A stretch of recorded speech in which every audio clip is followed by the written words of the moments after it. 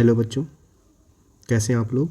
मैं होप करता हूँ बढ़िया होंगे। तैयारी भी आपकी एकदम आखिरी लास्ट स्टेज पर है और ये शायद आखिरी बार है जब हम लोग आपस में इंटरेक्ट कर रहे हैं। इसके बाद आप लोग 11th में निकल जाएंगे। उसके साथ साथ अभी जो वीडियो MCQ पूरा कंपाइलेशन है, इसमें रिपीटेड क्वेश्चंस हैं जो बार बार आते हैं। और अगर आपको कहीं वीडियो में बोरियत महसूस हो, लेकिन फिर भी आप इसको देखिए, एक बार देख लीजिए, हो सकता है कि आपको कहीं ना कोई क्वेश्चन इसमें फंस जाए। और सबसे इम्पोर्टेंट बात, ये जो प्लेलिस्ट है मेरे चैनल पे, मैंने इसका लिंक भी अपने डिस्क्रिप्शन में दे दिया है, आप लोग उसको चेक कर सकते हैं। इसमें जो 2 वीडियो हैं, वैसे सारी वीडियो इंपॉर्टेंट है, लेकिन जो ये 2 वीडियो हैं, मोस्ट एक्सपेक्टेड क्वेश्चन हिस्ट्री का और ज़्यादा एक्सपेक्टेड क्वेश्चन जो है सिविक्स का, दोनों जो है बहुत इंपॉर्टेंट है। एक बार इसको देख लीजिएगा, चाहे कैसे भी, बस इसको देख लीजिएगा। और ये वीडियो, दोनों वीडियो आपको बहुत हेल्प करेंगे। आते हैं हम लोग पहले क्वेश्चन पे अपने। An ordinance is called a temporary law, which of the following statement correctly describe the same.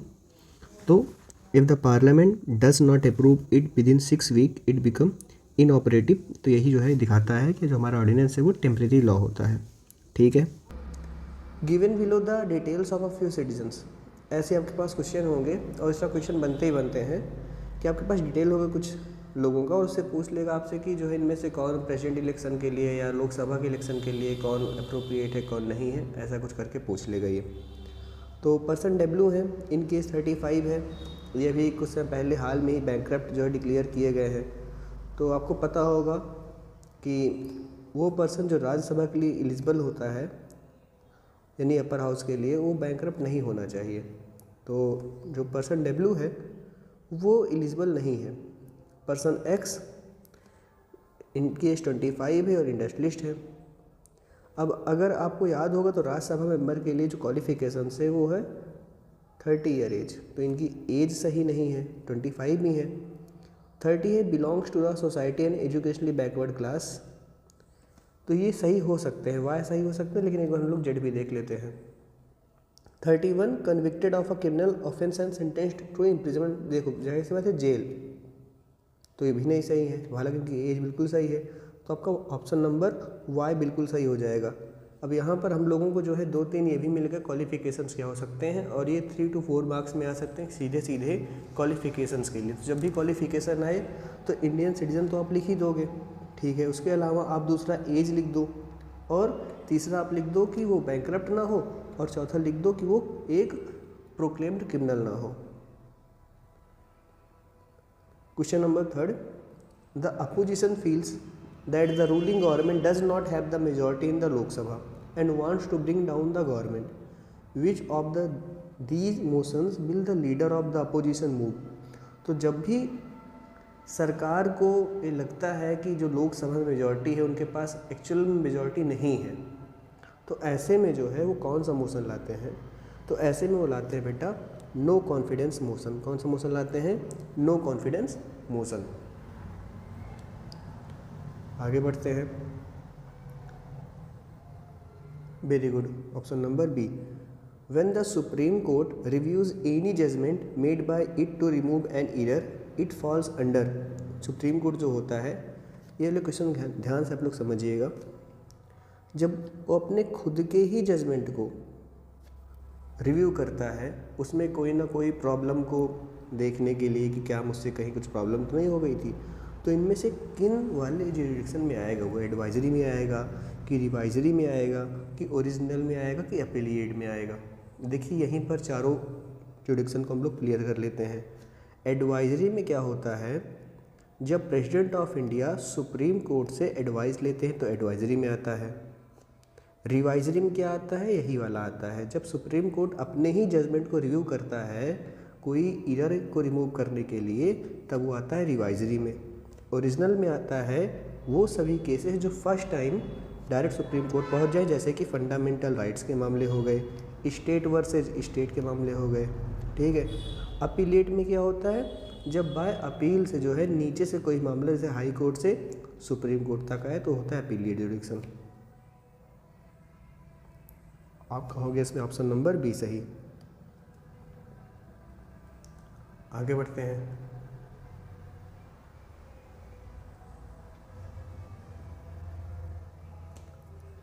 Question number 5, identify the officials who form the electoral college for the presidential election in India. यानी कि इनमें से ऐसे कौन कौन से लोग हैं जो प्रेसिडेंट के चुनाव में हिस्सा लेते हैं। देखिए ये चुनाव जो है इनडायरेक्ट होता है, तो इसमें सभी लोग तो प्रेजेंट नहीं होते हैं। तो कौन लोग हैं जिसमें प्रेजेंट होते हैं, तो सबसे पहले है elected members of the parliament. क्या होते हैं? हाँ होते हैं, पी होता है। नॉमिनेटेड मेंबर ऑफ पार्लियामेंट, नहीं, नॉमिनेटेड नहीं होते हैं। Elected member of state legislative assembly, हाँ ये होते हैं। Nominated members of state legislative nominated नहीं होते हैं। तो आपका हो गया पी और आर।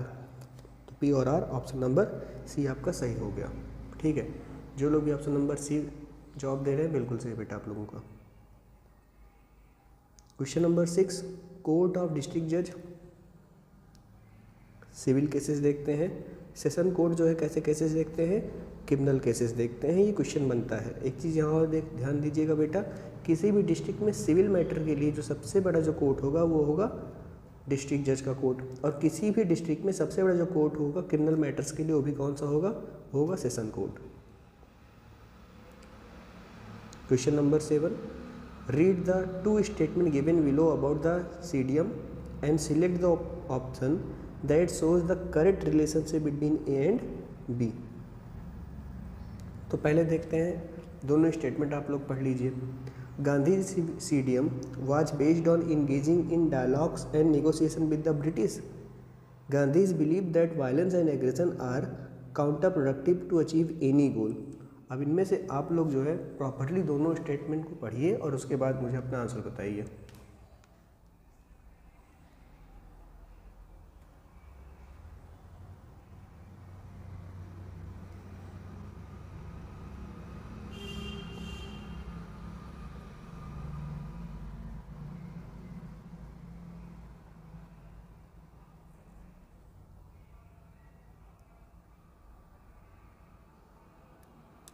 Good evening.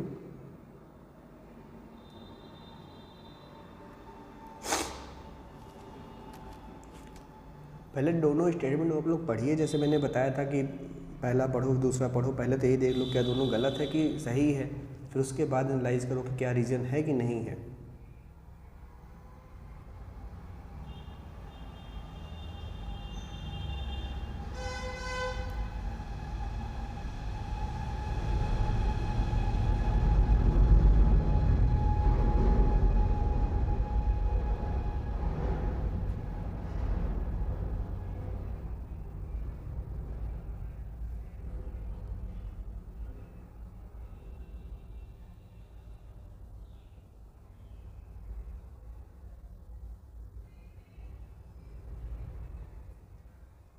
जिसका भी आंसर बी आ रहा है बिल्कुल सही है।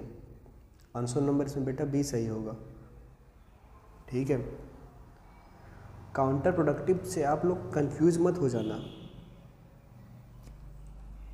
गांधी जी हमेशा वायलेंस और अग्रेशन के खिलाफ थे और पहला भी यही बोल रहा है कि वो डायलॉग्स में और नेगोशिएशन में ज़्यादा बिलीव करते थे। तो आपका ऑप्शन नंबर बी सही हो जाएगा। B is the reason for A. Question number 8, the central government of a country named X has decided to enforce a law similar to the Vernacular Press Act, which was enacted by the British in India in 1878 to control and regulate the vernacular press। Vernacular का बेटा मतलब होता है local language. तो local language में जो अखबार वगैरह छपते थे उनको कंट्रोल करने के लिए ब्रिटिशर्स ने कौन सा रूल लाया था, वर्नाकुलर प्रेस एक्ट। और कब लाया था, 1878 में लाया था। तो इस इंफॉर्मेशन के बेस्ड पे Who among the following is most likely to benefit from the enforcement of the law in Act? So each citizen, the media industry, the opposition party, the ruling political party। तो जब भी ऐसे कुछ भी rules बनाए जाते हैं तो उससे सबसे ज़्यादा जो है प्रभावित कौन होता है, तो होते हैं मीडिया इंडस्ट्री वाले होते हैं। ठीक है, क्योंकि इसका डायरेक्ट रिलेशन किससे है, इसका डायरेक्ट रिलेशन है आपका जो है न्यूज़ वगैरह से। क्वेश्चन नंबर 9 को हम लोग पढ़ते हैं। 1856 British east India company justified the annexation of Awadh, जो कि प्रिंसली स्टेट था नॉर्दर्न इंडिया में। किस ग्राउंड पर उन्होंने कहा था कि हमने अवध को जो है कैप्चर कर लिया है, और इन्होंने इसको सही कैसे ठहराया था,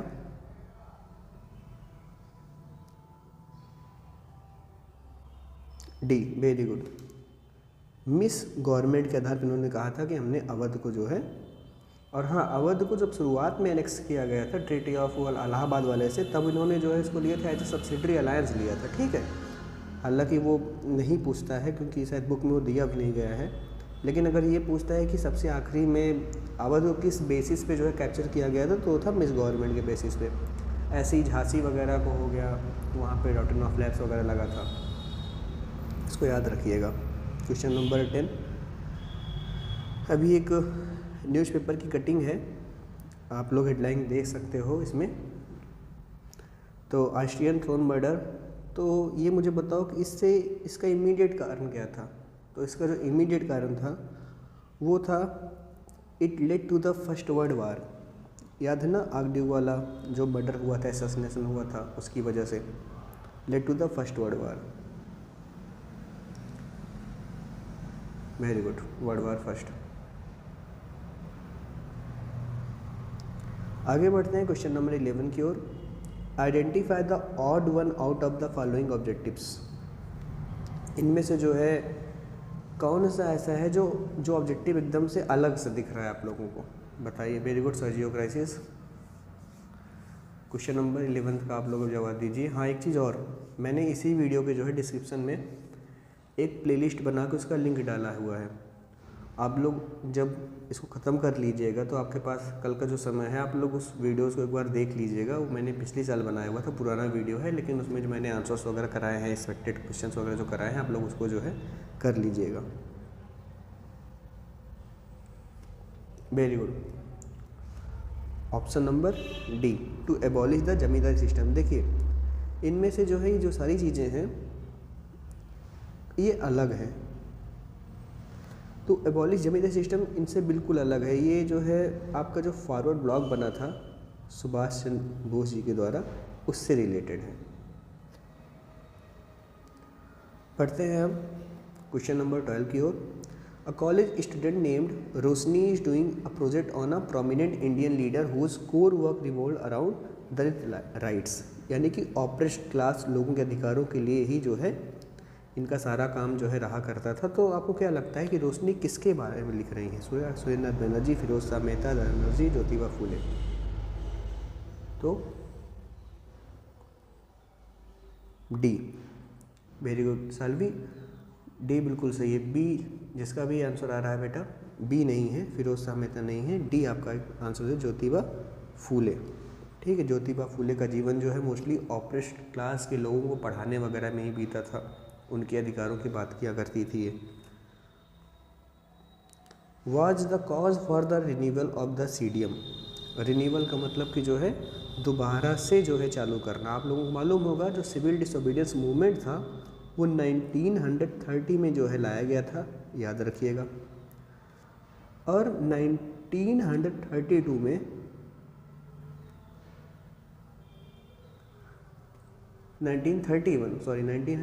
में जब सेकेंड राउंड टेबल कॉन्फ्रेंस के लिए महात्मा गांधी जा रहे होते हैं, तो उसमें जो है एक फैक्ट ये था,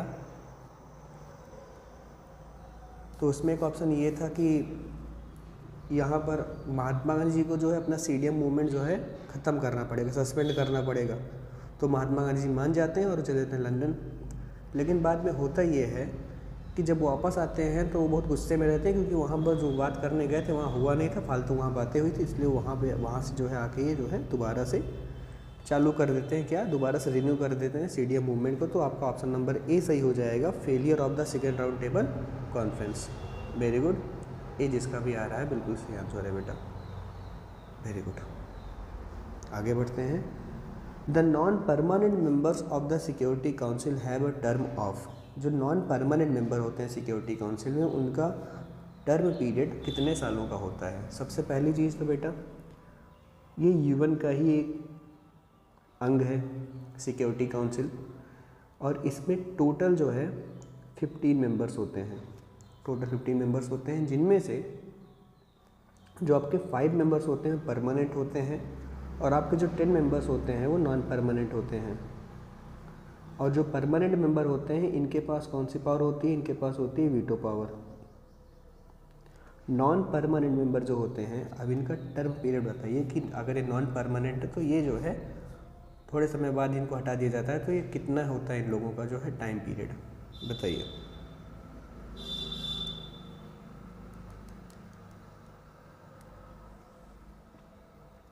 टू, कितने साल का होता है इनका? 2 ईयर का होता है इनका, उसके बाद रिटायर कर जाते हैं। विच of the following policies of a dictator ruling over country x is most align with the ideologies of Mussolini during the his time in power, बताइए इसको आप लोग।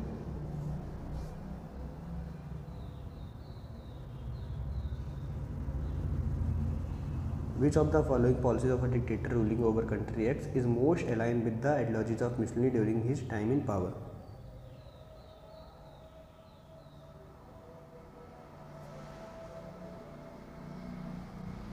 जो मुसोलिनी थे ये इटली के तानाशाह थे, ठीक है। तो इनकी आइडियोलॉजी से जो भी चीज़ें मैच खा रही है तो वो है कि मिलिट्री एक्सपेंशन को इन्होंने प्रायोरिटाइज किया, यानी प्राथमिकता दी। इनके लिए इन्वायरमेंट सस्टेनेबिलिटी सब नहीं, कुछ नहीं, हेल्थ केयर सिस्टम जैसा कुछ नहीं, financial aid to the student नहीं, कुछ भी नहीं। पहला वाला ही जो आइडियोलॉजी है मैच खा रहा है। Question number 16, which of the following scenarios describes the non alignment policy that means NAM? A country forms a military alliance only with the United states. तो इसमें NAM का सिनारियो क्या है? NAM का सिनारियो सिंपल था कि हमको किसी के भी साथ जो है गुटबाजी नहीं करनी, हमको अपना अकेले चलना है।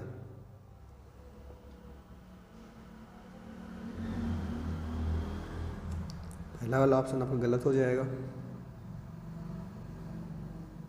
ये वाला ऑप्शन नंबर बी, कोई भी साइड नहीं लेगा, NAM कोई भी जो है साइड नहीं लेगा। ये कोई रिलीजियस मूवमेंट भी नहीं था, और ये USSR का भी जो साइड नहीं लेगा, किसी का भी साइड नहीं लेगा, सिंपल सा बात है। Now the Lok Sabha session which is conducted in the month of November and December is, ठंडी पड़ती है नवंबर दिसंबर में, तो ठंडी के समय जो सेशन चलता है वो कौन सा होता है? विंटर सेशन होता है। तीनों सेशन याद रखिएगा, विंटर और बजट और मानसून। समर सेशन जैसा कुछ होता नहीं है, और 2 सेशन के बीच में टोटल 6 मंथ से ज़्यादा का गैप नहीं होना चाहिए, याद रखना इसको। Now the motion allows the house to take up a definite matter of urgent importance. इसको तो एकदम से आप लोग रट लीजिए, आपका इसमें हो जाएगा adjournment motion.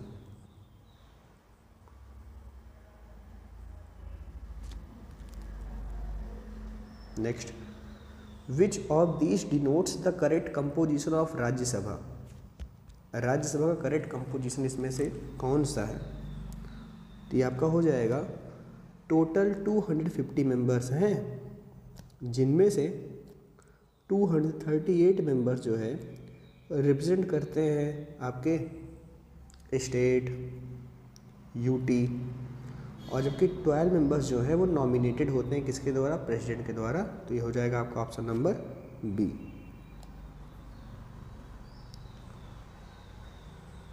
Question number 20, what is the quorum of the Indian parliament? तो कोरम 1/10। कोरम का डिफिनीशन भी पूछ सकता है, तो इसको भी आप लोग प्रिपेयर कर लीजिएगा। Which of these statements regarding the speaker is false? तो ही और C is a presiding officer of the Lok Sabha, बिल्कुल सही। देखो यहाँ से क्वेश्चन और भी बन सकता है।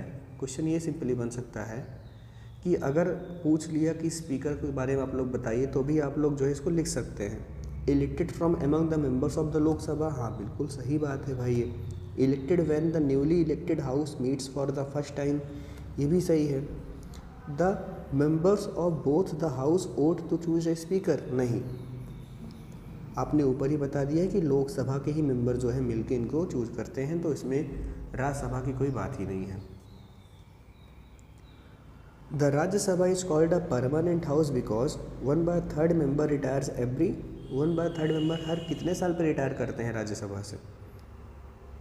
तो 2 साल पे करते हैं, ठीक है। और राज्यसभा के मेंबर्स का जो टर्म पीरियड है, ध्यान रखना क्योंकि थोड़ा सा अलग पड़ जाता है ये, वो है आपका 6 ईयर्स के लिए। ये थोड़ा सा अलग कर जाता है, क्योंकि मोस्टली जितना भी आप लोगों ने अभी तक पढ़ा था अपने इंडियन डेमोक्रेसी के अराउंड, वो 5 ईयर्स था, ये 6 ईयर हो जाता है। Which of these is considered to be an exclusive power of the Rajya Sabha. तो राज्यसभा की जो एक्सक्लूसिव पावर है आपको बताना है। एक्सक्लूसिव का मैंने कई बार मतलब बताया, ऐसी पावर जो सिर्फ और सिर्फ राज्यसभा के पास हो, लोकसभा के पास ना हो। ऐसे लोकसभा के भी पास अपनी कुछ एक्सक्लूसिव पावर्स होंगी, उसको आप लोग खुद से एक बार देख लीजिएगा। दोनों की एक्सक्लूसिव पावर देखना काफ़ी इंपॉर्टेंट है। It can approve an ordinary bill, it can make amendments to the constitution, it can empower parliament to make laws on the state list, it can make laws on subject in the union list। इन चारों में से ऐसी कौन सी power है जो सिर्फ Rajya Sabha use करता है, एंजॉय करता है, और लोकसभा उसका एंजॉय नहीं करता है? बताइए। जिसका भी ऑप्शन नंबर सी आ रहा है बेटा, बिल्कुल सही है आपका उत्तर। स्टेट लिस्ट में जितने भी मैटर्स हैं उस पर कानून बना सकता है।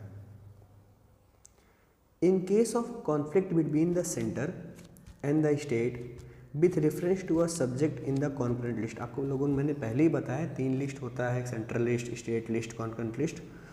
तो ऐसे में जो है एक क्वेश्चन वहीं से बन रहा है, in case of the conflict, जब सेंट्रल और स्टेट में किसी भी सब्जेक्ट को लेके जो है कॉन्फ्लिक्ट हो, क्योंकि जो कॉन्करेंट होता है उस लिस्ट में जो भी चीज़ें दी हुई हैं उसके रिगार्डिंग रूल सेंटर भी बना सकता है और स्टेट भी बना सकता है। लेकिन अगर मान लो दोनों ने बना दिया तो क्या होगा? तो ऐसे में क्या दोनों अपना अपना फॉलो करेंगे? नहीं। The state law will prevail क्या? नहीं। President is empowered to decide? नहीं। ऐसे में बड़ा कौन है? यूनियन, तो यूनियन का ही माना जाएगा। ठीक है, option number D, very good, Sakshi and Salvi. Now question number 25, the right of the members to is known as interpellation। इंटरपेलेशन क्या होता है? बुक में एक ही जगह दिया हुआ है शायद, ये क्या होता है इंटरपेलेशन? ये कौन सा अधिकार होता है मेंबर्स का?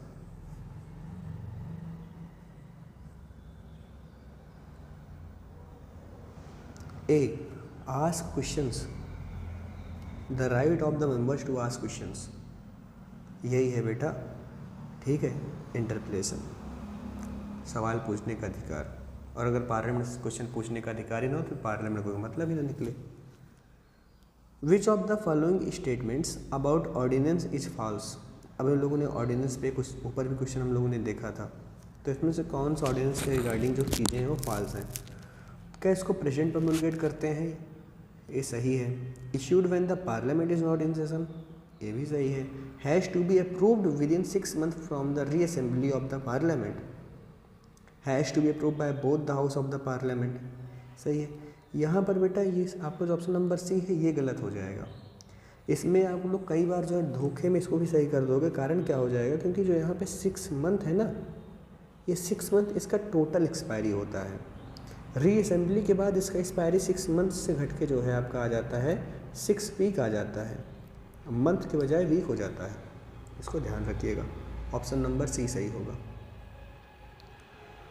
Question number 27, which of these is not a qualifications required to be a member of the Rajya Sabha. Qualifications पे क्वेश्चन बनते हैं बेटा, लॉ में भी, यहाँ पर भी बनेंगे। So should be a citizen of India, ये क्वालिफिकेशन है। Should not be an insolvent, should be at least 30 years of age, should be a graduate from any university in India. तो आपका जो ये वाला क्वालिफिकेशन है, should be a graduate from any university in India, ये नहीं है। अगर आप जो है नहीं पढ़ना लिखना जानते हैं, आप ग्रेजुएट नहीं हैं, तो भी आप इसके मेंबर बन सकते हैं।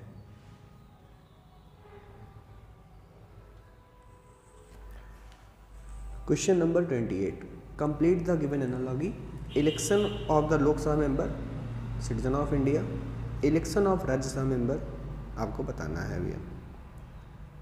देखिए इसमें आप लोकसभा मेंबर्स के इलेक्शन में कौन पार्टिसिपेट करता है? Citizen of India. तो वैसे ही राज्यसभा के इलेक्शन में कौन पार्टिसिपेट करता है? Member of legislative assembly, MLA।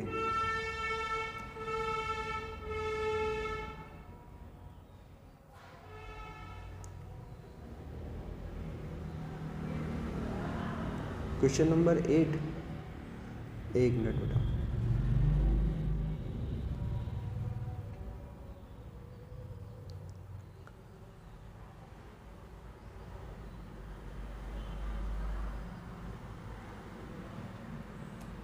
बहुत से पकड़े थे बेटा। बेनिफिट, यहाँ बोल रहा है बेनिफिट कौन होगा, ये नहीं कि किसके ऊपर इसका इफेक्ट पड़ेगा।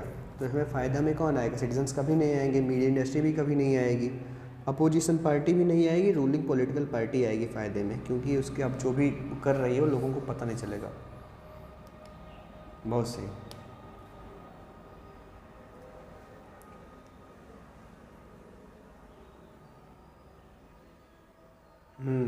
वही बेनिफिटेड बोला है। Very good.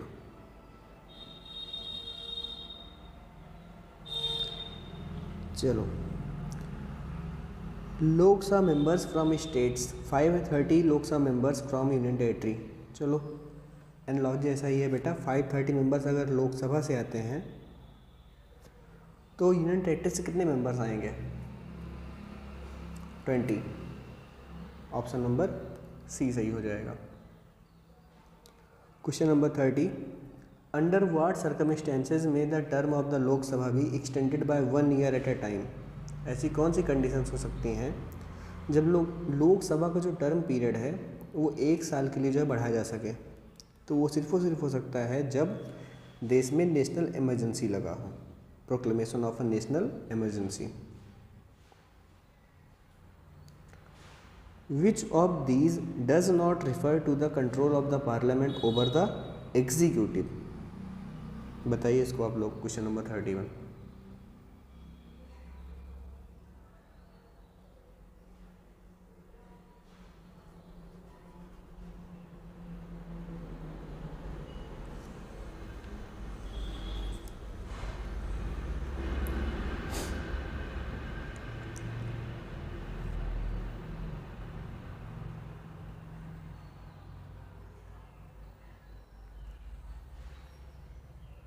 बी,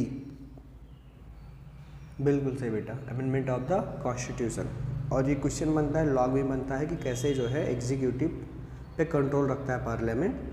तो नो कॉन्फिडेंस मोशन के जरिए, मॉनेटरी कट्स के जरिए, rejection of the government bill के जरिए, अमेंडमेंट ऑफ द कॉन्स्टिट्यूशन नहीं रखता है। Question number 32, who was the founder of the INC? A.O. Hume, W.C. Banerjee, Dadabhai Naoroji, Gopal Krishna Gokhale.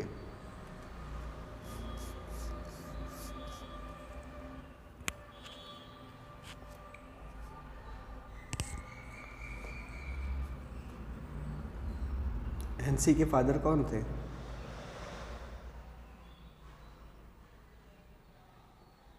A.O. Hume, Allan Octavian Hume.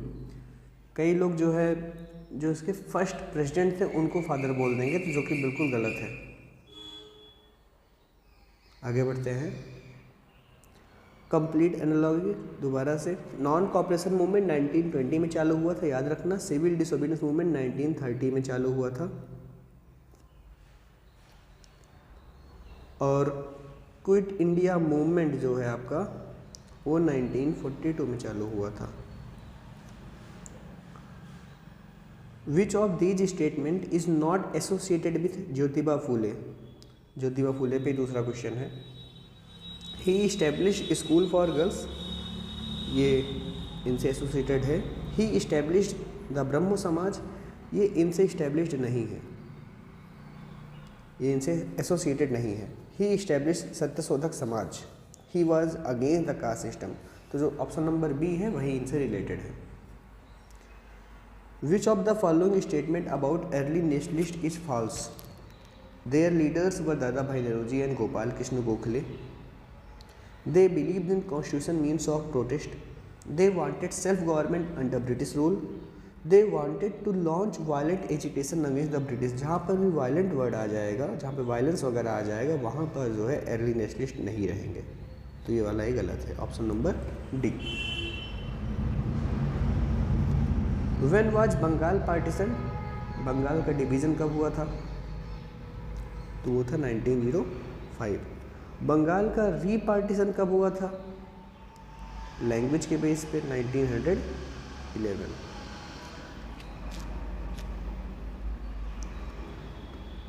Question number 37, which of the following was a nationalist perspective of the partition of Bengal?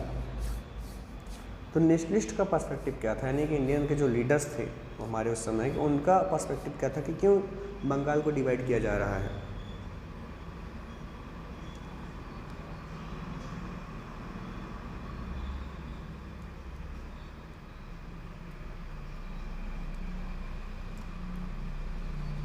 उनका मानना था वो simple कि आप लोग division इसलिए कर रहे हो क्योंकि आप लोग चाहते हो कि हिंदू और मुस्लिम दोनों डिवाइड हो जाए आपस में। और ये वाला जो पॉइंट ऑफ व्यू है ये था उस समय के ब्रिटिशर्स का point of view. Question number 38, from the given list identify the objective of the मुस्लिम लीग। मुस्लिम लीग का ऑब्जेक्टिव को बताइए।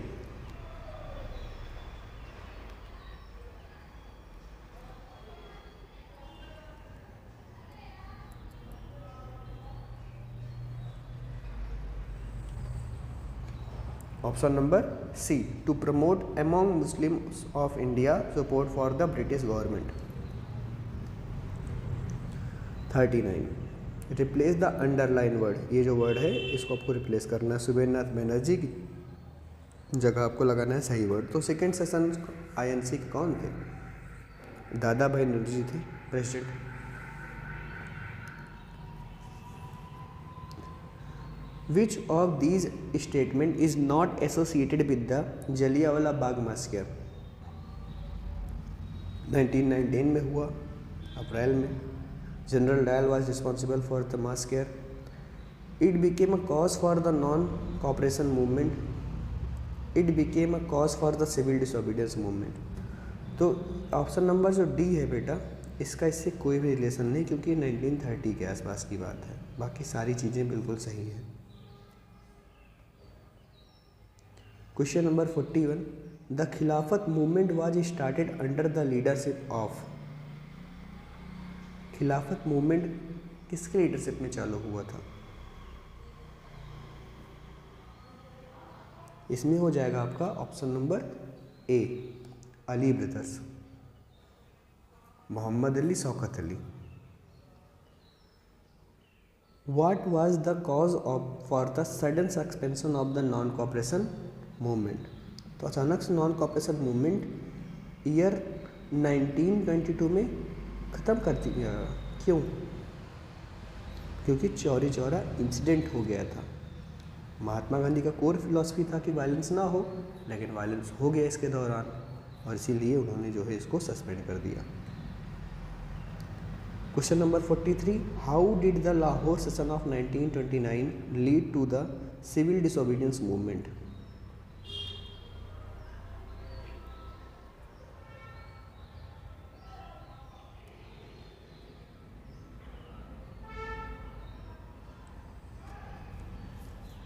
क्वेश्चन नंबर 43 आप लोग बताइए।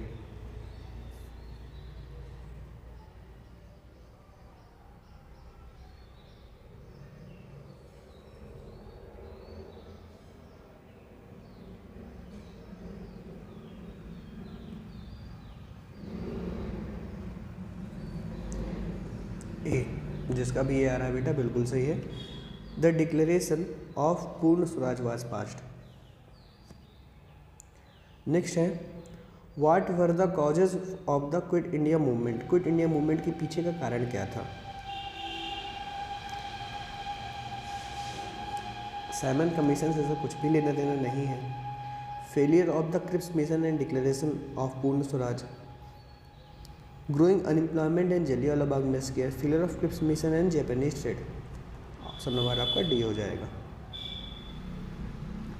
45, Which of the following is not a clause of the Indian Independence Act of 1947?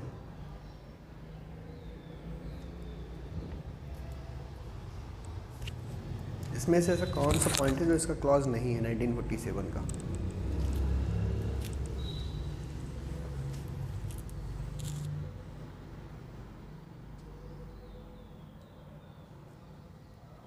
Option number B, जिसका भी आ रहा है बेटा बिल्कुल सही है। The army and assets would belong only to India. नहीं, इसको प्रॉपर डिवीजन हुआ था between India and Pakistan. Identify the famous slogan of Subhash Chandra Bose. Give me blood and I shall give you freedom. Swaraj is my birthright and I shall have it. Do or die. Vande Mataram. तो वही, तुम मुझे खून दो मैं तुम्हें आज़ादी दूंगा. Give me blood and I shell give you freedom. Now 47. Which of the following was the reason for the acceptance of the Mountbatten plan. Mountbatten plan को एक्सेप्ट क्यों कर लिया गया था? क्योंकि ब्रिटिश ने फोर्स किया था कांग्रेस को? नहीं. The Muslim League would cooperate in the governance? नहीं. The only alternative to partition was a federation with a weak centre. और the princely states wanted to accept the plan. कौन सा होगा इसमें से? The only alternative to partition was a federation with a weak centre. इसलिए उन्होंने जो है एक्सेप्ट किया था.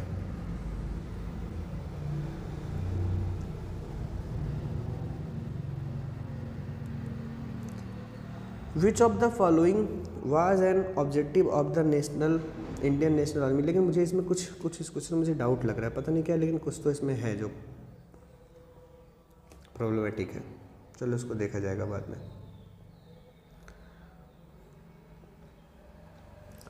Which of the following was an objective of the Indian national army.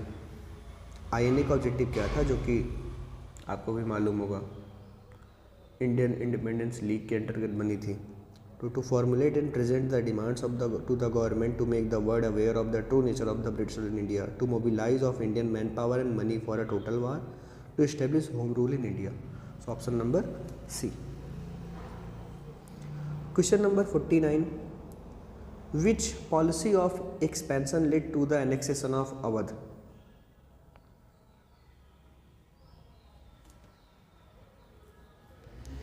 Which policy of expansion led to the annexation of Awadh? ऊपर भी question आ चुका है, तभी मैंने समझाया था आप लोगों को प्रीटेक्स्ट ऑफ एलिजबेथ रूल, कि आप लोग जो है रूल नहीं कर पा रहे हो. कब हुआ था ये? 1856 में. The British showed total disregard towards the soldiers. In this context, which of the following statement is not true?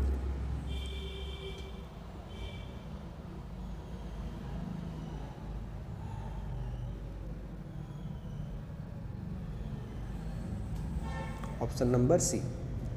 They were given the same salaries as that of the British soldiers, जो कि पूरी तरीके से जो है सही नहीं है. सैलरी में काफ़ी ज़्यादा जो है अंतर था. चलिए पिक्चर बताइए, आप देखिए पिक्चर में कौन है ये है आपके जो है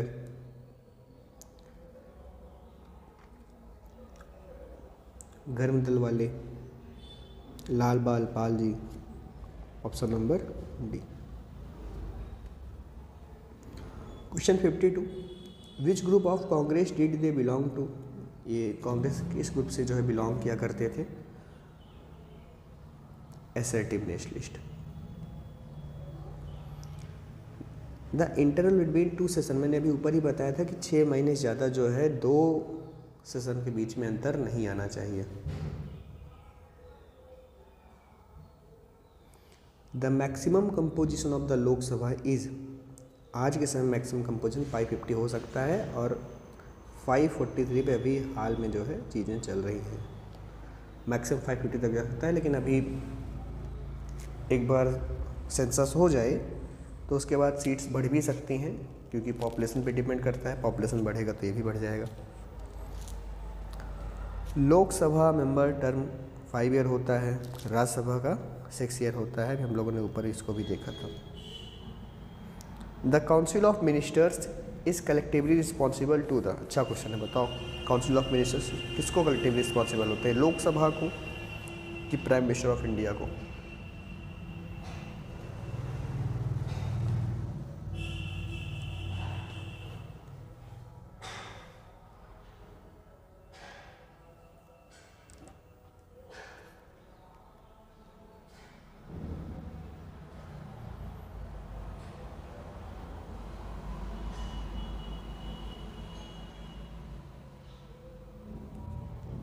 very good.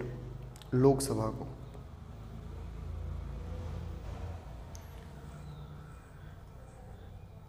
The house has 350 member on a given day, 25 member present, for which of the following reasons speaker जो है हाउस को एडजर्न कर देंगे, यानी कि उस दिन की कार्रवाई खत्म कर देंगे। तो बहुत सिंपल कारण है कि लैक ऑफ कोरम, क्योंकि हमको पता है 1/10 मेंबर, दैट मीन्स कि 350 का करीब 35 लोग जो है प्रेजेंट होने चाहिए, तभी जो है कार्रवाई आगे चलेगी। उस दिन की है सिर्फ 25 लोग प्रेजेंट,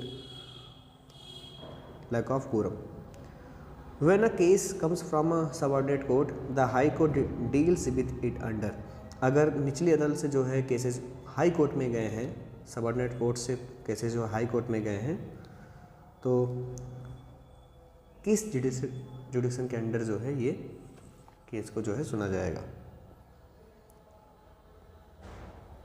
बाय अपीलिएट। ध्यान रखना, बाय अपीलिएट। जब नीचे से केसेस ऊपर जाते हैं तो बाय अपीलिएट सुने जाते हैं। मैंने ऊपर अभी सारे डिफरेंसेस बताए थे। Which of these was not an aim of the INC?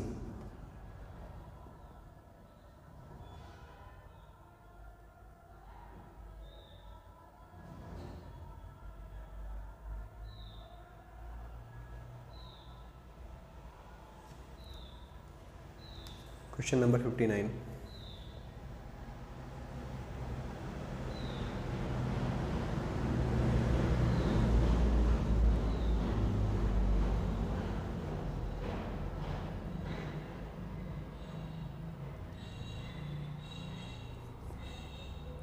देखिए, इसमें जो चारों ऑप्शन चारों लगभग सही लग रहे हैं, लेकिन इनमें सबसे कम सही जो लग रहा है वो है option number C, to make the world aware of the true nature of the British. Announce that the successor of Bahadur Shah could not use imperial title. इन्होंने अनाउंस किया था कि बहादुर शाह के जो भी अब संतानें होंगी वो इंपीरियल टाइटल जो है वो यूज नहीं कर पाएंगी।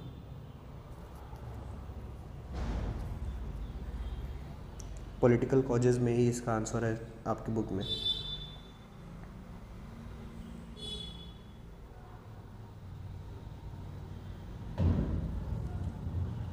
Very good. The last governor general and the first viceroy of our India, that was lord Canning, इन्होंने अनाउंस किया था। लॉर्ड वेलेस्ली से सब्सिडरी अलायंस कनेक्टेड है। लॉर्ड डलहौजी से जो है आपका कनेक्टेड है डॉक्ट्रिन ऑफ लैप्स।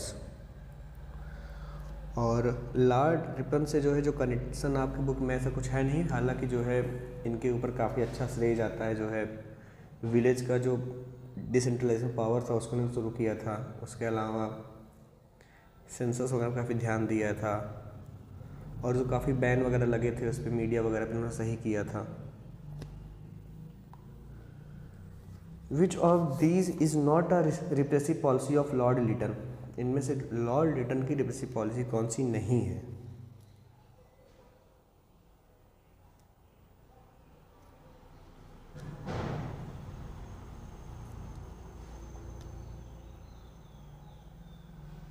बताइए। Arms act, Ilbert bill, vernacular press act, grand Delhi दरबार।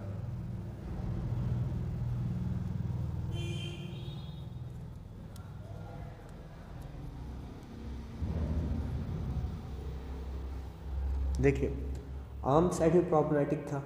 इंडियंस आर्म रख नहीं सकते थे जबकि यूरोपियन रख सकते थे। वर्नाकुलर प्रेस एक्ट से क्या हो रहा था कि हमारे लोकल लैंग्वेज को दबाया जा रहा था। ग्रैंड दिल्ली दरबार में क्या हुआ था, देश में खाने पीने का पैसा नहीं था तो सेलिब्रेट कर रहे थे। लेकिन जो इल्बर्ट बिल था वो तो इक्वलिटी के लिए था, ब्रिटिश और इंडियन जजेस के लिए, तो ये कोई रिप्रेसिव पॉलिसी नहीं है। ज्योतिबा फूले, फिर से इनसे देखो रिलेटेड क्वेश्चन है। इन्होंने क्या बनाया, सत्यशोधक समाज बनाया था। तो राजा राम मोहन रॉय ने किस ऑर्गेनाइजेशन को फॉर्म किया था? तो वो था ब्रह्मो समाज। ठीक है, हालांकि इनके डेथ के बाद फिर ब्रह्मो समाज का बहुत ज़्यादा डिवीज़न वगैरह हुआ था, सब अलग चीज़ें हैं। The Khilafat movement was started in India by, अभी ऊपर भी एक क्वेश्चन था, Ali brothers. Question number 64। The non cooperation movement was suspended due to the, कारण क्या था? ये सेम क्वेश्चन अभी रिपीट हुआ था ऊपर। तो चौरी चौरा इंसिडेंट्स, जो वायलेंस हो गया था। Which of the following clauses was not part of the Indian independence act of 1947?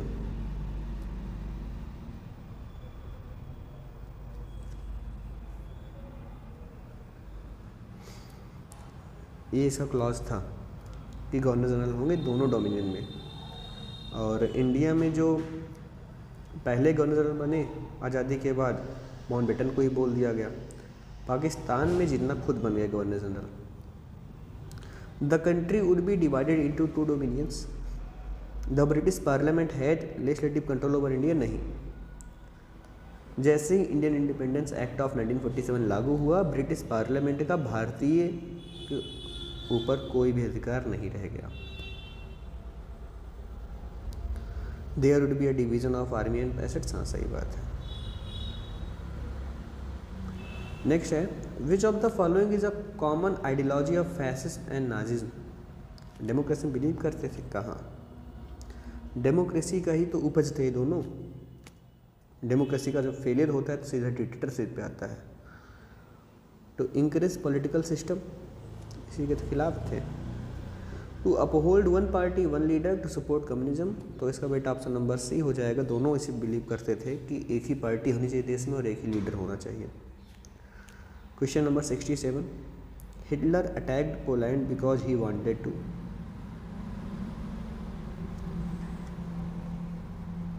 Regain the Danzig port.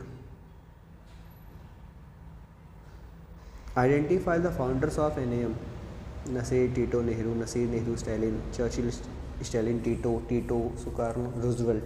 तो बेटा Nasser, Tito and Nehru. An ordinance has to be approve by parliament with in.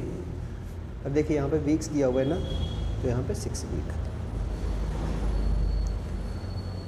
The junior category of ministers who assist senior ministers, उनको हम लोग क्या बोलते हैं? Junior category minister जो senior ministers को असिस्ट करते हैं, हम लोग उनको क्या बोलते हैं?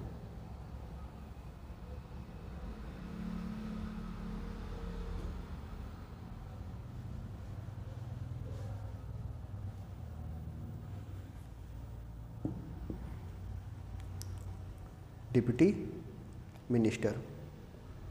सबसे ऊपर होते हैं कैबिनेट, फिर उसके बाद आते हैं मिनिस्टर ऑफ स्टेट्स और लास्ट में आते हैं deputy minister.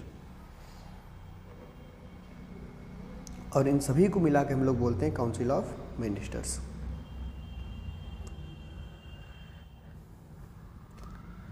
Major national calamity has taken place and the opposition wants house to lay aside all the business and take up this matter of urgent importance.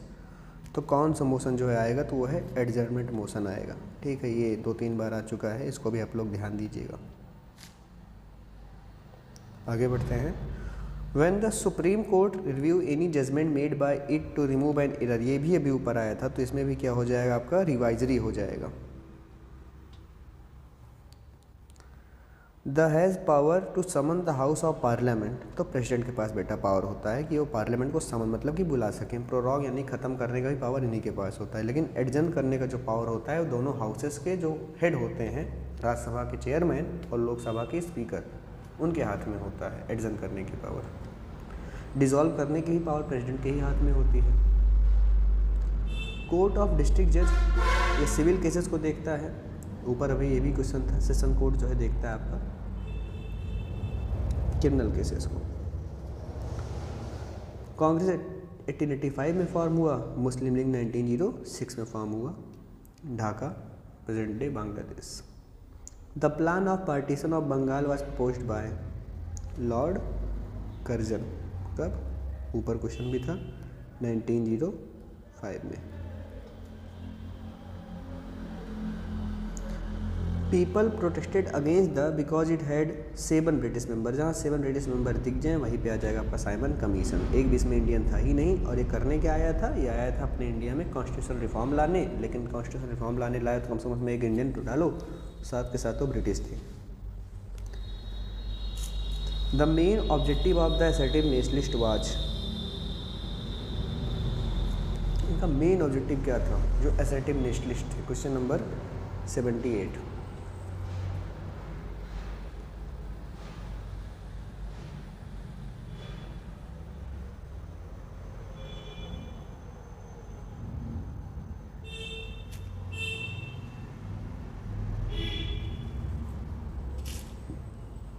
पूर्ण Swaraj. 79 identify the early nationalist. बाल गंगाधर तिलक लाल बाल पाल में आ जाते हैं तो ये भी नहीं होंगे, ये भी नहीं होंगे। ज्योतिबा फुले ये बिल्कुल अलग लीग में है, तो Gopal Krishna Gokhale ji. The Lucknow pact was sign between the Congress and the Muslim League. Was one of the causes of the quit India movement. अच्छा, एक चीज़ ये भी ध्यान रखना कि कांग्रेस में जो 2 विंग में डिवीज़न हुआ था 1907 में हुआ था सूरत सेशन में।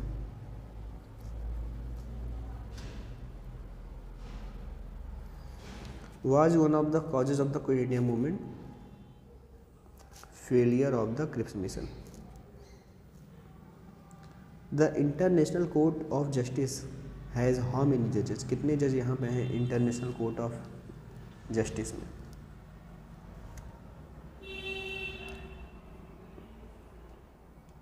नंबर ऑफ जजेस बताओ और इनका टर्म पीरियड भी बताओ।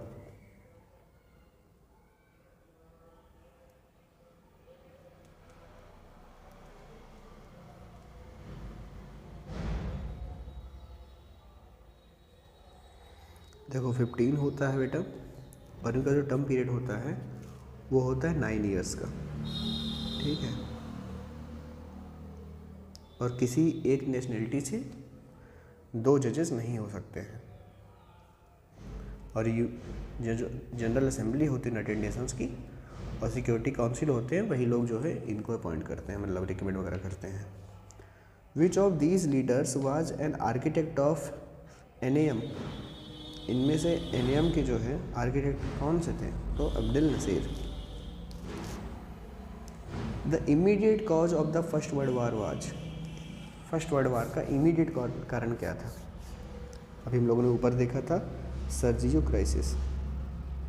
जितने इमीडिएट कॉजेज वगैरह हैं रिवॉल्ट ऑफ 1857 के, world war first, world war second के, एक आध दो ऐसे और भी हैं, तो इसको एकदम अच्छे से प्रॉपरली तैयार किए रहो।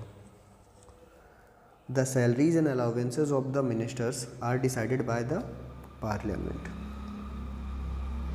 Civil cases court of district जज, criminal cases session court. Question number 87, इसमें से लोक अदालत का कौन सा एडवांटेज आपको दिखाई दे रहा है? तो इसमें एक्सपेंसिव जैसा कुछ दिख नहीं रहा है, हालांकि ये इसका फीचर है, इसको याद रख लेना। It is organised in various parts of the country, it works on spirit of compromise, it work on the spirit of compromise. Given below are details of Indian citizens. अब आपको बताना है कि इनमें से कौन से ऐसे हैं जो हाई कोर्ट का जज बनने के लिए एलिजिबल हैं। तो उसके लिए आपको पता होना चाहिए कि एलिजिबिलिटी क्राइटेरिया क्या है। तो सबसे पहली बात तो हाई कोर्ट के जो जजेस होते हैं इनका जो है 62 ईयर्स होता है रिटायरमेंट एज, और सुप्रीम कोर्ट के जजेस होते हैं उनका 65 होता है। तो पहले एज ही देख लेते हैं। तो पर्सन बी तो नहीं बन सकते हैं क्योंकि इनका एज जो है ज़्यादा है। पर्सन क्यों बन सकते हैं? आर भी नहीं बन सकते हैं और एस बन सकते हैं। तो क्यों और एस में देखना है। तो क्यों और एस में जो है बताइए कि इनमें से जो है कौन है जो एलिजिबल हैं। क्यों जो है ये हाई कोर्ट के एडवोकेट रहे पिछले 10 सालों से, और एस जो हैं जुडिशियल ऑफिस होल्ड किए हैं फॉर एटलीस्ट 10 ईयर्स। तो इनमें से क्यों और एस जो है बेटा आपके दोनों लोग हो जाएंगे ऑप्शन नंबर बी। अब आते हैं हम लोग क्वेश्चन नंबर 89 पे। The strength of the house is 550। एक पार्टिकुलर डे के दिन 85 लोग प्रेजेंट रहे तो एडजन हो जाएगा हाउस, किस कारण की वजह से? तो फिर से ये बेटा लैक ऑफ कोरम, क्योंकि इसका जो है टोटल 55 बन रहा था, 10% 1/10 50 ही प्रेजेंट है, तो lack of quorum. Question number 90, hang assembly when no party gets the majority, the president appoint the PM, what power is the president exercising. तो ये बेटा है उसका डिस्क्रिशनरी पावर, क्योंकि इसमें जो है उनको कोई हेल्प नहीं कर रहा है, उनको क्या करना है वो अपने आप से ही डिसाइड कर रहे हैं। Okay, next question number 91, read the 2 statement given below and select the option that shows correct relation between A and R। Question number 91 आप लोग सॉल्व करिए।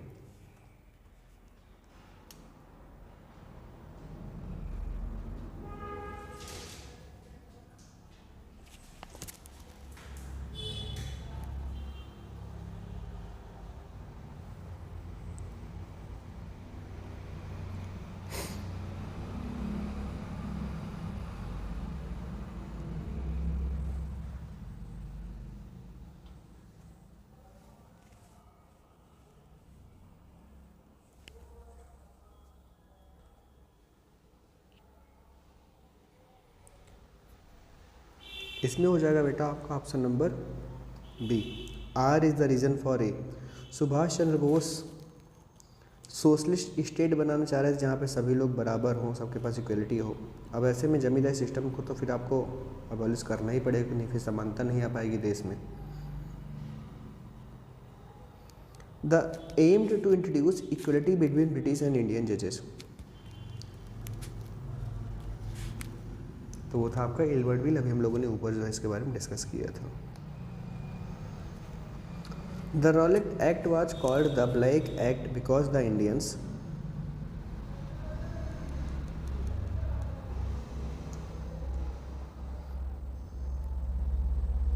could be arrested without a warrant। Who organized the grand Delhi दरबार, इनमें से कौन थे जिन्होंने grand Delhi दरबार ऑर्गेनाइज किया?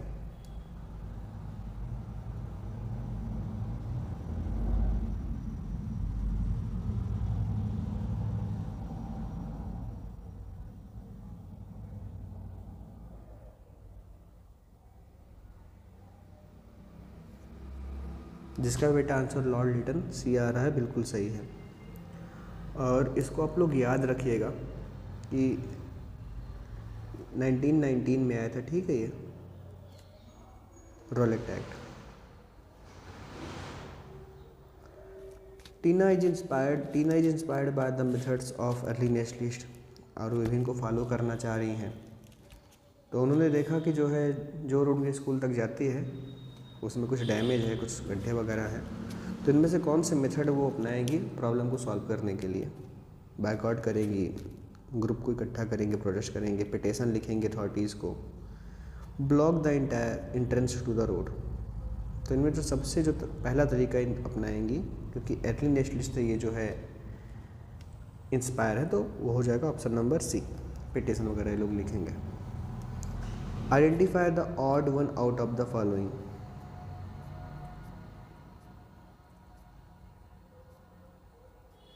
ऑर्गेनाइज किए थे प्रोविजनल गवर्नमेंट बाहर से बैठ के, सही बात है, ये भी हम लोगों ने ऊपर देखा था, फेस सेक्रीफाइस ये भी है। To train and organise public opinion in the country, ये इनका काम नहीं था, ये अलग है। Tahir is preparing to give a speech about sati system in India, तो इनमें से जो है किन के बारे में जो है वो कॉन्ट्रीब्यूशन के बारे में ज़्यादा बताएंगे, तो वो है Raja Ram Mohan Roy. Question number 98, which of the following is not a consequence of the second world war, Second world war का इसमें से कौन सा जो है कॉन्सिक्वेंस नहीं है?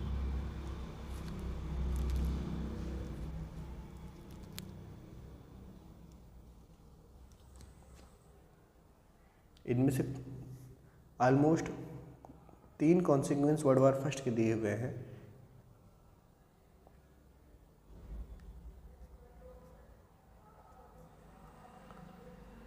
तीन नहीं, मतलब एक दिया हुआ है।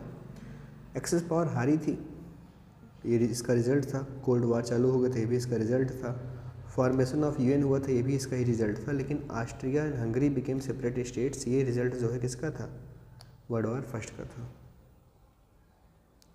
Identify the principle of Panchsheel,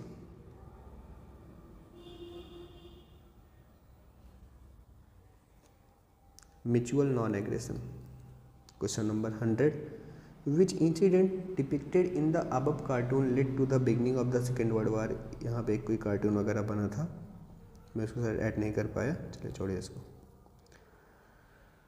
the council of ministers is collectively responsible to the, ऊपर भी क्वेश्चन था, फिर से आ गया, किसको रिस्पॉन्सिबल है ये पूरी तरीके से, लोकसभा को। Given below are details of a few Indian citizens, कुछ इंडियन सिटीजन्स के डिटेल दिए हुए हैं, आपको बताना है कि इनमें से कौन से मेंबर्स हैं जो राज्यसभा के जो है मेंबर बनने के एलिजिबल हैं। तो फिर से पहले एज ही देख लीजिए, तो 45 है, ये नहीं ये बन सकते हैं, 25 नहीं बन सकते हैं, डब्ल्यू नहीं बन सकते हैं। अब एक्स वाई जेड में देखते हैं, एक्स जो है इंडस्ट्रियलिस्ट है, वाई नहीं बन सकते हैं क्योंकि डिक्लेयर्ड इंसॉल्वेंसी है, जेड नहीं बन सकते क्योंकि उन्होंने सिटीजनशिप दूसरे देश की ले ली है, तो एक्स जो हैं ये बन सकते हैं आपके राज्यसभा के मेंबर, इनके पास एलिजिबिलिटी पूरी है। With reference to the supreme court of India complete the following advisory jurisdiction, advice to the president, बिल्कुल वैसे जुडिशियल रिव्यू का मतलब क्या होता है।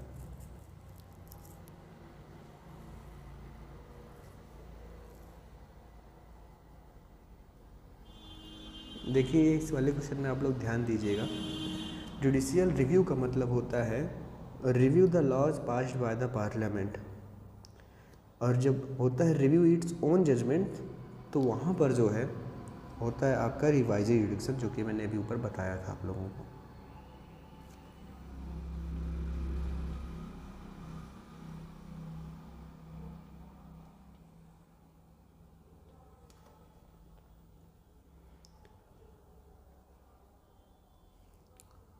In case of a similar unreally situation, देखो इसमें लोकसभा के स्पीकर साहब हैं, दोनों तरफ से जो है झगड़ा लड़ाई चल रहा है, तो ऐसे में क्या करेंगे, लोकसभा को डिजॉल्व कर नहीं सकते हैं, मतलब तो 5 साल पे ही होगा और प्रेसिडेंट ही करेंगे।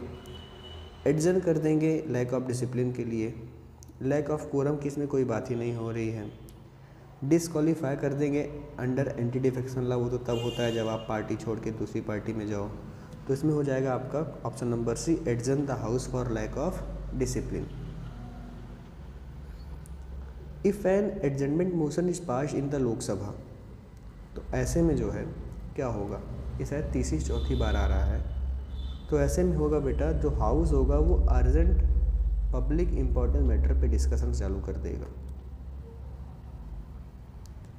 विच emergency will be declared by president if the security of the nation is under threat, तो होगा बेटा वो जनरल असेंबली, जो कि होगा आर्टिकल 352। प्रेसिडेंट रूल मतलब state emergency, article 356। Financial emergency जो कि होगा आर्टिकल 360। स्टेटमेंट आप लोग पढ़िए, उसको बताइए, ऐसा सब रीजन वाला क्वेश्चन है।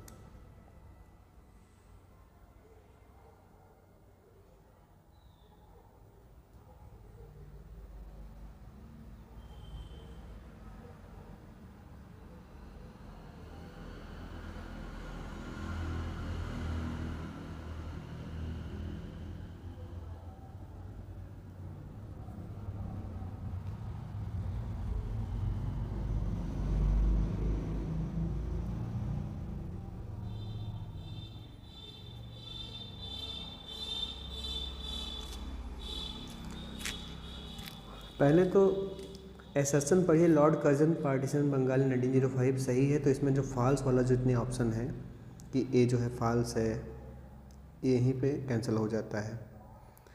The nationalist felt that the British wanted to divide the Hindus and the Muslim, ये भी बिल्कुल सही है, तो जो आर का जो फॉल्स बता रहा है वो वाला भी ऑप्शन गलत हो जाता है, नहीं ए और बी तो निकल गए गेम से ही।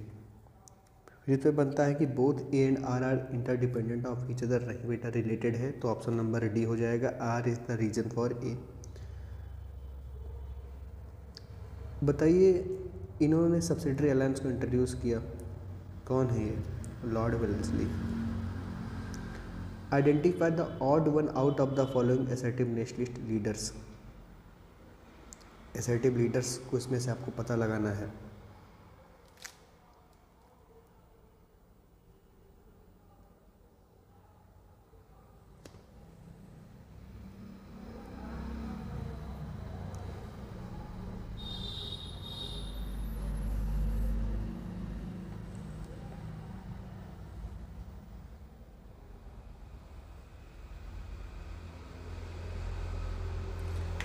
लाल बाल पाल जो है बेटा, तीनों लोग असर्टिव नेशनलिस्ट वाले ही स्लॉट को जो है रिप्रेजेंट करते हैं, लेकिन जो दादा भाई नौरोजी जी हैं ये नहीं करते हैं। Who among the following is most associated with this picture? Education for girls, महिलाओं के लिए शिक्षा। तो इनमें जो सबसे ज़्यादा इम्पॉर्टेंट रोल बन जाता है वो है बेटा ज्योतिबा फूले जी का। Identify the contribution of Subhash Chandra Bose. Subhash Chandra Bose ji का कंट्रीब्यूशन बताइए। सुप्रीम कमांडर ऑफ आईएनए थे, हाँ। लखनऊ पैक्ट को इन्होंने नहीं साइन किया था, ये अलग चीज़ है। क्विट इंडिया मूवमेंट को इन्होंने नहीं लीड किया था। और फाउंडेड द फॉरवर्ड ब्लॉक, यानी पी और एस, ऑप्शन नंबर सी आपका सही हो जाएगा।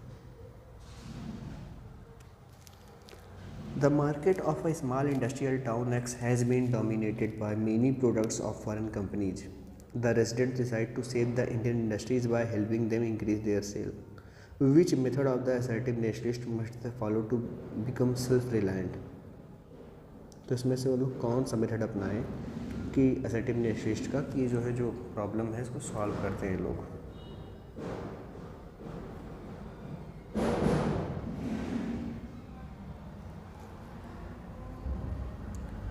ये लोग बेटा अपनाएंगे अभी स्वदेशी, व्हाट दे विल, स्वदेशी ये लोग अपनाएंगे अब। Which of the following is not an objective of the United Nations organization?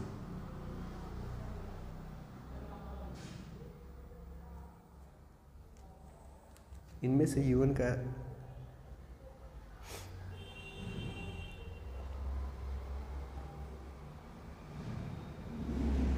Objective कौन सा नहीं है?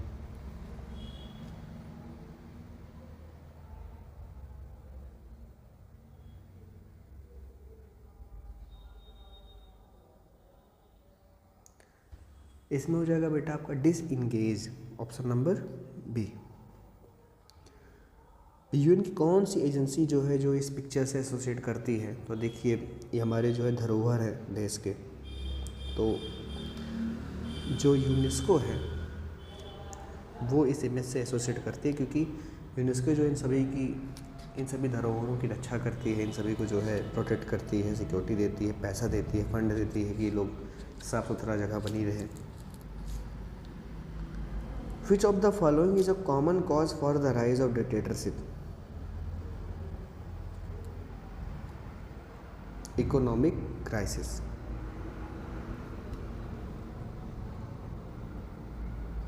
Which of the following causes of the First World War is connected to this headline?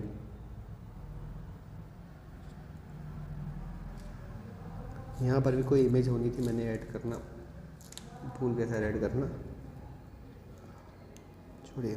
शायद हाँ, शायद सर्जियो क्राइसिस से ही relate कुछ हो सकता है। अभी न्यूज़पेपर का एक रिपोर्ट है, May 19, 2023 the president of India exercise legislative power under article 123 of the constitution during the period proclamation was in recess to promulgate the government of national capital territory of Delhi ordinance 2023। तो what information about an ordinance can be obtain from the above passage? Ordinance की बात हो रही है, तो इनमें से कौन सी बात है जो हम ऑर्डिनेंस के बारे में इस न्यूज़पेपर हेडलाइन से बता सकते हैं?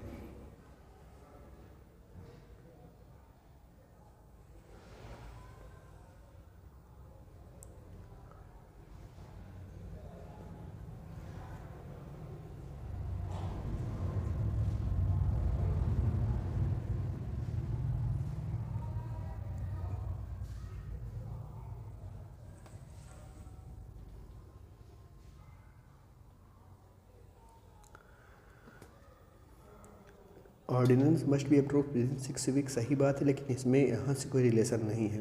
Only the cabinet can prepare an ordinance, ये भी सही है।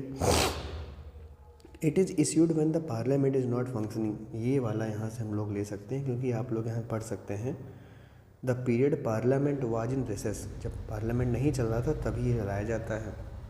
Option number 3।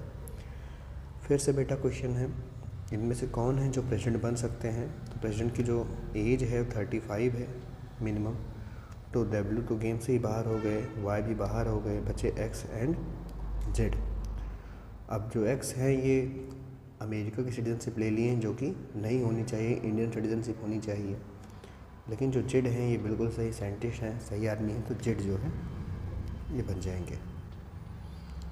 अब टाइम्स ऑफ इंडिया का जो है एक न्यूज़पेपर का रिपोर्ट कटिंग है, Kashmir is now union territory, तो who made the amendment which resulted in the below headline. कौन है जो इसको अमेंडमेंट कर सकता है? तो ये कर सकते हैं सिर्फ और सिर्फ द इंडियन पार्लियामेंट। पूरी कहानी है, रेजिडेंट ऑफ जोधपुर हैं और एक्स और वाई दोनों लोग शादी करते हैं 14 में। 4 महीने बाद ही जो है झगड़े लड़ाई की वजह से लोग अलग हो जाते हैं 6 सालों के लिए। मैटर जो है लोक अदालत जाता है, वहाँ पर काफ़ी एफर्ट किए जाते हैं और परिवार दोबारा से एक साथ हो जाता है और डिवोर्स का जो पिटीशन था वो भी ले लिया जाता है वापस।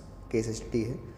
तो इनमें से लोक अदालत का कौन सा जो एडवांटेज आपको ऊपर दिखा? तो पैसे बचाने की कोई बात नहीं हुई, स्पीडी जस्टिस की भी कोई बात नहीं हुई। इसमें था कि work on the spirit of compromise. देखो दोनों लोग कॉम्प्रोमाइज़ कर लिए और दोनों लोग दोबारा साथ में रहेंगे। डिस्ट्रिक्ट जज कैसे केसेस को देखता है? ये देखता है आपके सिविल केसेस को, जबकि सब सेशन जजेस देखते हैं क्रिमिनल केसेस को। Identify the exclusive power of the Rajya Sabha. Rajya Sabha का एक्सक्लूसिव पावर, नीचे भी क्वेश्चन था, ऊपर, हाँ ऊपर एक क्वेश्चन था, एक्सक्लूसिव पावर से रिलेटेड ही था।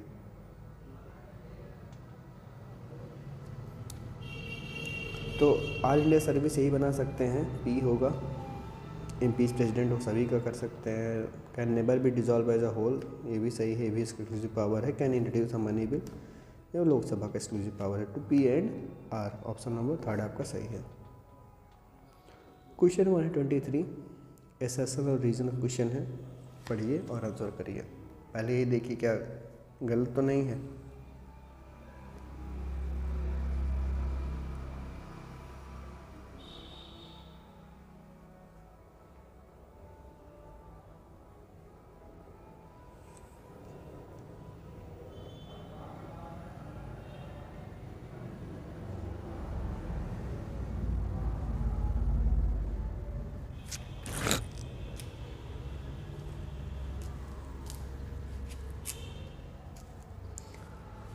इसमें हो जाएगा बेटा R is the reason for A. The government of country X has introduce a law similar to Ilbert bill introduce 1883। Who will be impacted by the bill? जजेस, क्योंकि ये जो बिल था वो जजेस से रिलेटेड था। Question 125 an area in which Anand stay has had no water supply for 3 days in spite of repeated complaint. The residents have a meeting and discuss a few methods to resolve this problem. Being a follower of belief and method of the early nationalist, which of the following method is Anand not likely to approve? तो boycott करने का method कभी approve नहीं करेगा, क्योंकि early nationalist भी इसको कभी अप्रूव नहीं किया करते थे। ठीक है, तो आपका ऑप्शन नंबर 2 इसको वो जो है नहीं अप्रूव करेगा। बाकी आप पीसफुल प्रोटेस्टेशन कर सकते हैं, पिटीशन लिख सकते हैं, आर्टिकल लिख सकते हैं, कोई समस्या नहीं है। Question number 126 which of the given policies is not align with the ideology of leader seen in the picture?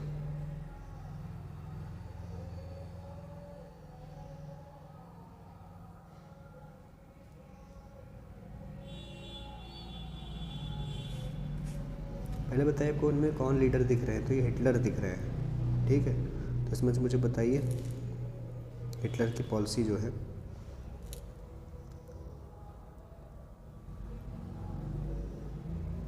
Holding pro democracy rally कभी थोड़ी करेंगे, ये हमेशा एंटी डेमोक्रेसी रहे हैं, तो प्रो डेमोक्रेसी रैली क्यों करेंगे ये? Identify the odd one out of the following objectives of the Muslim league.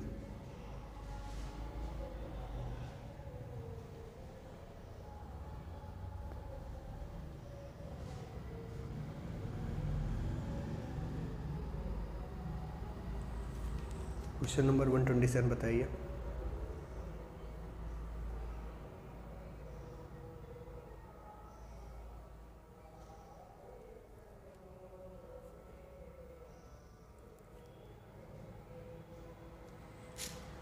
Option number 2 question 128, your school has organise a poster making competition on the topic education empowerment for girls in India. तो आप इसमें से जाहिर सी बात है ज्योतिबा फूले के बारे में ही बनाएंगे, क्योंकि इन्होंने ही जो है गर्ल्स एजुकेशन पे काफ़ी ज़्यादा काम किया था। Read the description and identify the person he establish the forward block and coined the slogan Delhi चलो। वो है आपका सुभाष चंद्र बोस जी। फॉरवर्ड ब्लॉक का बना था ईयर 1939 में। विच of the following countries will not be a part of the cartoon. तो veto power किसके किसके पास है, तो वही लोग इसके पार्ट होंगे जो जिनके पास वीटो पावर नहीं है, वो इसके पार्ट नहीं होंगे।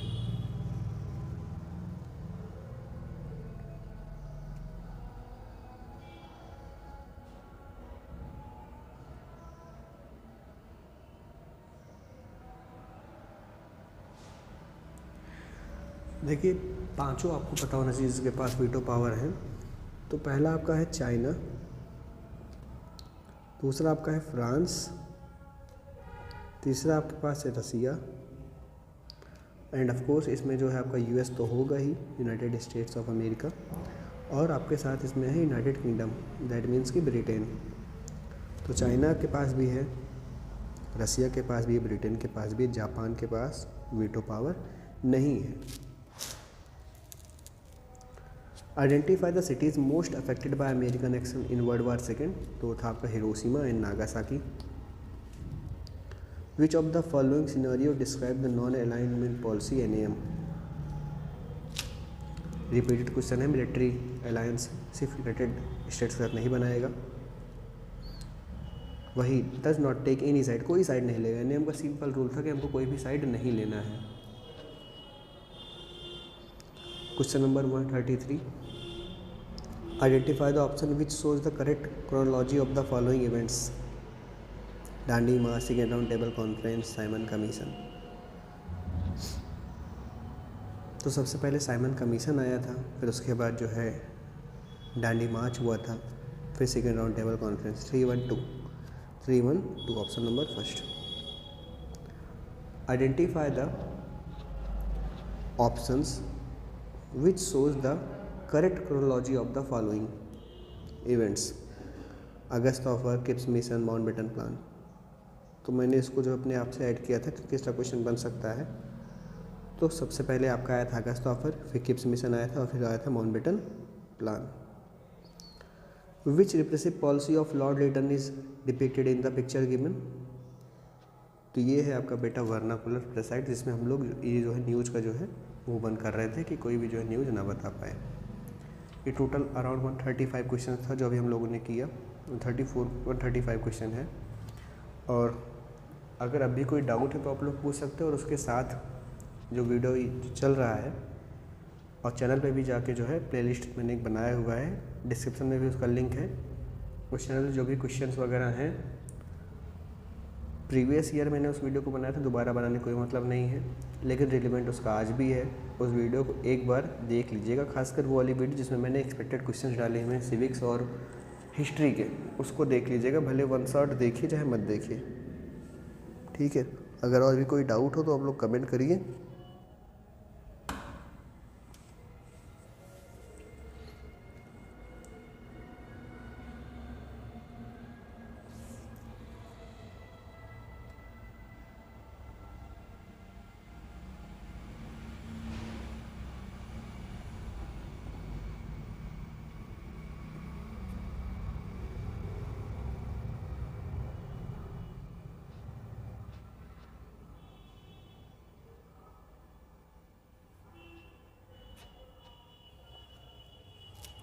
कोई डाउट हो तो आप लोग पूछिए, नहीं तो हम लोग सेशन एंड करते हैं।